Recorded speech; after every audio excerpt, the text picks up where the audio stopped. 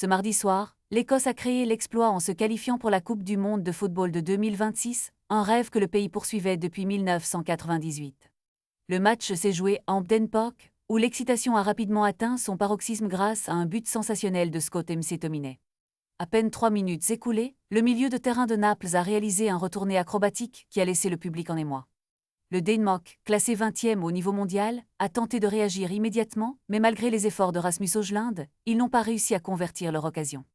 Le gardien écossais, Craig Gordon, a brillé par ses arrêts, notamment en début de seconde période, mais un penalty accordé au Danemark à la 57e minute a permis à Gustav Isaksen de marquer.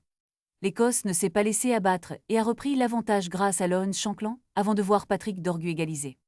Dans une fin de match haletante, Kieran Tierney a marqué le but de la victoire dans les arrêts de jeu, suivi d'un second but de Kenny Mclean. Le Danemark, quant à lui, devra passer par les barrages pour espérer participer à la Coupe du Monde.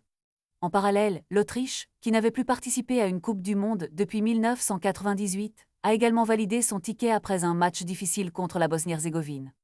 Et enfin, la Suisse a assuré sa qualification avec un match nul contre le Kosovo, confirmant sa présence pour la 6e fois consécutive. Un automne palpitant pour le football européen, avec des équipes qui se battent pour une place au soleil.